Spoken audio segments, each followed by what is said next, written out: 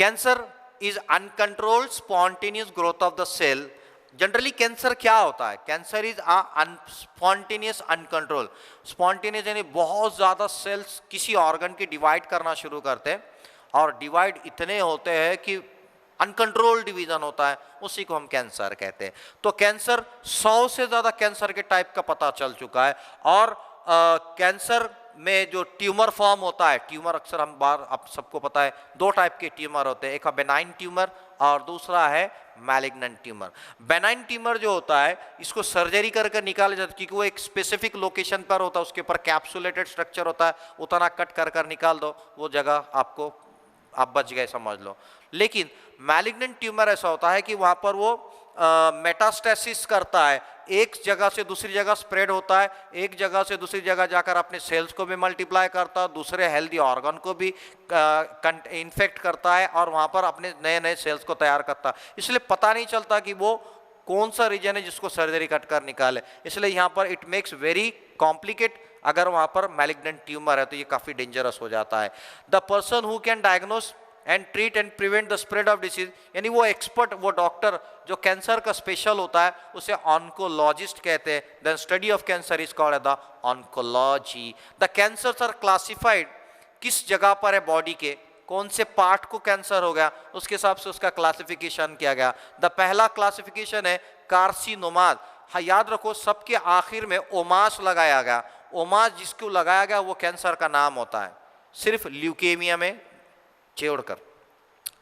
कार्सिनोमाज एक ऐसा कैंसर का लोकेशन है जहां पर abnormal growth is seen in the cells that cover the internal and external, यानी कवरिंग वाला, वो आउटर पहली कवरिंग हो या अंदर की पहली कवरिंग हो। जो फर्स्ट कवरिंग है, जैसे कि लंग्स के ऊपर हमको देखने को मिलता है कैंसर, लंग्स कैंसर होता है, ब्रेस्ट कैंसर होता है। उसके बाद you can see the colon cancer. ये कैंसर सारे कैंसर ऐसे हैं जो कि कार्सिनोमा के कैटेगरी में आते हैं। दूसरी कैटेगरी सार्कोमा, ये अब ऊपर का और अंदर बीच में का, 2 लाइन छोड़ दो, इंटरनल पहली या आउटर पहली। अब ये बीच वाली लेयर, बीच के जो सेल्स होते हैं, टिश्यूज होते हैं, उसको करता है। उसको जैसे कि एग्जांपल है कैंसर ऑफ बोन, कार्टिलेज है, फैट कनेक्टेड टिश्यूज है, मसल्स है, ये सपोर्टिव टिश्यूज है। ये अलग अलग कैंसर जो कि सार्कोमास के कैंसर्स हैं। Okay, so these are the examples of the photograph या सार्कोमास कैंसर में इसको इन्वॉल्व किया जाता है। Then third type is lymphomas, जहाँ पर लिम्फेटिक नोड्स, जैसे नर्वस हम देख रहे हैं लिम्फेटिक सिस्टम के अंदर होता है, तो लिम्फेटिक नोड्स है या इम्यून सिस्टम के टिश्यूज को ये टारगेट करता है और इन्हें लिम्फोमास कहते हैं। फोर्थ टाइप का जहाँ पर ओमास नहीं है, एमियाज है, जिसमें ल्यूकेमिया जिसे हम ब्लड कैंसर कहते हैं। तो इसके अंदर बोन मैरो से ये शुरू होता है और पूरा ब्लड के अंदर स्प्रेड होता जाता है, उल्टी कंडीशन हो जाती है। नॉर्मली आरबीसी का जो नंबर होता है बहुत ज़्यादा होता है, 3.5 मिलियंस पर क्यूबिक मिलीमीटर। तो यहाँ पर डब्ल्यूबीसी का रेशियो बढ़ना शुरू होता है, डब्ल्यूबीसी का प्रमाण ज़्यादा हो जाता और आरबीसी कम होते, उस कंडीशन को हम कहते हैं ब्लड कैंसर हो गया।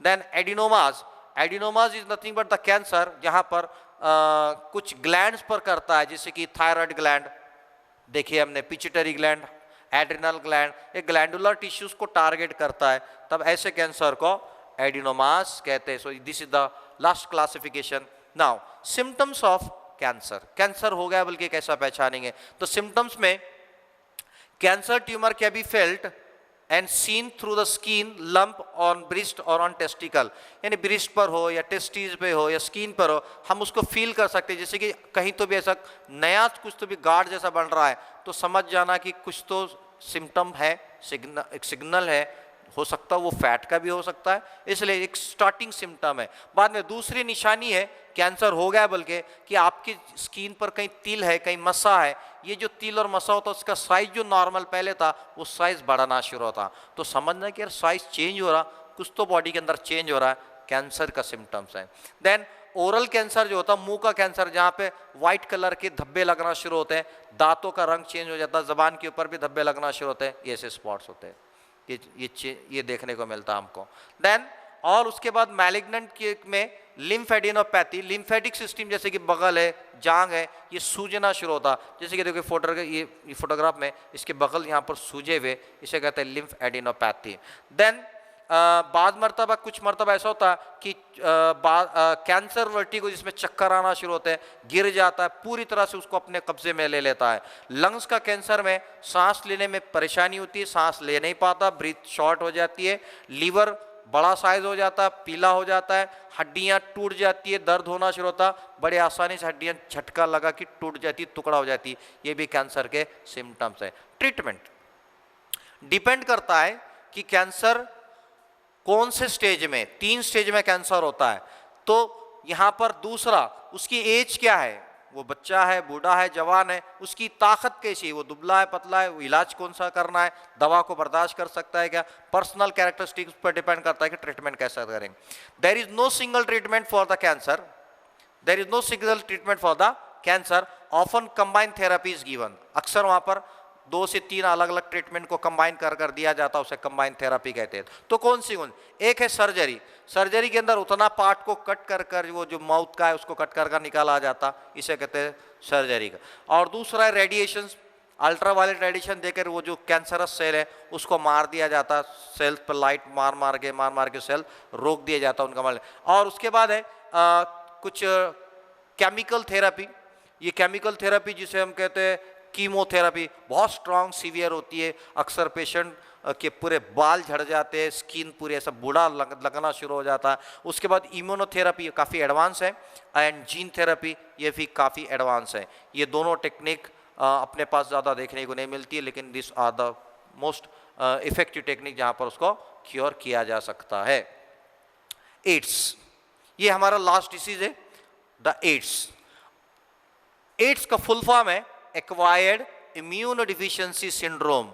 ओके, ये कराने वाला भी एक वायरस है जिसका नाम HIV, human immuno deficiency virus कहते हैं इसे। ये वायरस आता कहाँ से है, स्प्रेड कैसा होता है, उसकी स्प्रेड होने की है, एक तो पेशेंट जिसकी राल सलाइवा से, उसके आंसू में भी वायरस होता है, उस पेशेंट के नर्वस टिश्यू के फ्लूइड में, स्पाइनल फ्लूइड में, और उसके स्पर्म सेमन में, उसके वजाइनल सिक्रीशन में, उसके ब्रेस्ट के मिल्क में। अगर छोटा बच्चा है, अगर उसको एड्स है तो उसके बच्चे को दूध से भी वायरस पहुंचता है। लेकिन वायरस इनमें सब में है, लेकिन वो डिसीज कराता कब है, जब किसी का इन्फेक्टेड पर्सन का ब्लड ट्रांसफर हो गया, या किसी का सेक्सुअल कांटेक्ट इन्फेक्टेड से हो गया, या किसी का वजाइनल सिक्रीशन इन्फेक्टेड का, या फिर उसके ब्रेस्ट मिल्क से उसके दूसरे बच्चे को या हेल्दी पर्सन को ट्रांसमिट हो सकता है। मोड्स ऑफ ट्रांसमिशन, इसके अलावा भी दूसरे जो तरीके जहाँ ये वायरस ट्रांसमिट होता है, पहला है ऐसा सेक्सुअल कांटेक्ट जहाँ पर एक इन्फेक्टेड पर्सन के साथ हेल्दी पर्सन का सेक्सुअल कांटेक्ट होता है, जैसे कि ओरल सेक्सुअल कांटेक्ट हो, वजाइनल सेक्सुअल कांटेक्ट हो, या एनल सेक्स कांटेक्ट हो, तो भी ये डिसीज वायरस ट्रांसमिट होगा। दूसरा, किसी इन्फेक्टेड ब्लड का या उसका सुई जिसे इंजेक्शन लिया था वो अगर किसी हेल्दी पर्सन को ट्रांसफर हो गई या शेयर हो गई तब होता है।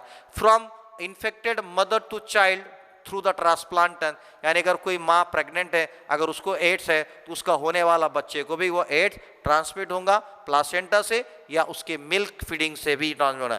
नेक्स्ट है अदर मोड्स में, आर्टिफिशियल इंसेमिनेशन में, ऑर्गन ट्रांसप्लांट फ्रॉम इन्फेक्ट, यानी किसी को जैसे कि आज टेस्टी भी कॉमन हो गया बहुत ज़्यादा।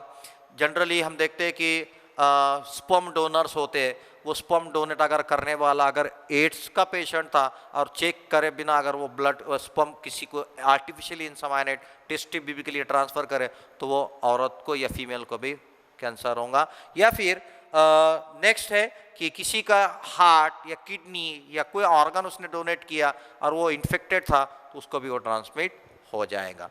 Then HIV is not spread by, HIV जो इससे नहीं स्प्रेड होता। जनरली हमारे पास मिसकंसेप्शन होता, बाद लोग को सही इन्फॉर्मेशन नहीं होती, वो समझते हैं कि इससे भी स्प्रेड होता, लेकिन नहीं होता। किससे नहीं होता? कैजुअल कांटेक्ट, आप उसके साथ जाके गले मिल रहे तो नहीं ट्रांसमिट होगा। अगर कोई मच्छर उसको काट कर आकर आपको काट रहा तो एड्स नहीं ट्रांसमिट होगा। या उसके साथ आप खेल रहे या उसके साथ कोई प्रोग्राम में पार्टिसिपेट कर रहे एड्स पेशेंट के साथ तो आपको एड्स ट्रांसमिट नहीं होता।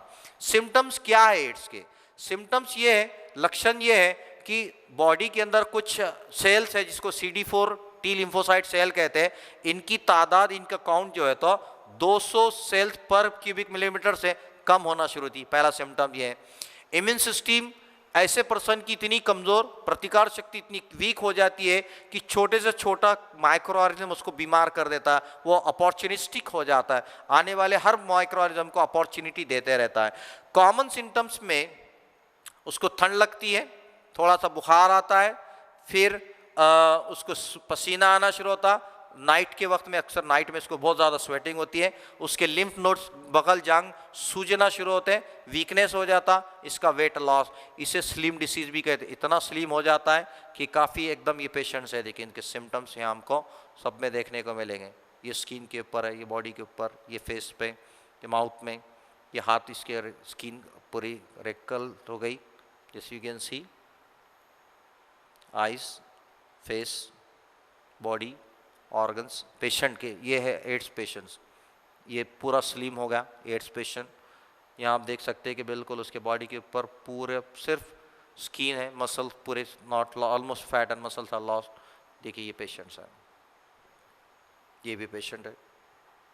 नाउ ट्रीटमेंट, अगर किसी को एड्स हो गया तो इट्स क्लियरली कि यहाँ पर there is no treatment for the AIDS. AIDS का कोई ट्रीटमेंट नहीं, no curing.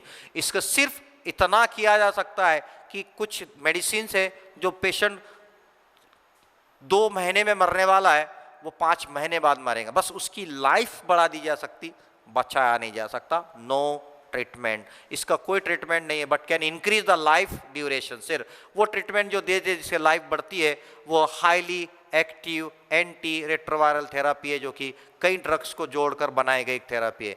Anti retroviral therapy suppresses the replication of HIV virus in body. जो वायरस अंदर आकर अपने कॉपीज तैयार करता है, रिप्लिकेट करता है, बस उसको वो कुछ रुकावट करता है, पूरा नहीं रोक सकता। And reduces the number of HIV particles in blood stream, blood में जो उनकी मल्टीप्लिकेशन हो रही थी उसको रेट को कम करता है। ये है वो अलग अलग मेडिसिन जो कि यूज़ किए जाते हैं to prolong the life, not to cure. इलाज नहीं है, याद रखना। हमारे अब डिसीजेस हो गए। चैप्टर हमने जो स्टार्ट किए थे, चैप्टर का नाम था हेल्थ एंड डिसीजेस।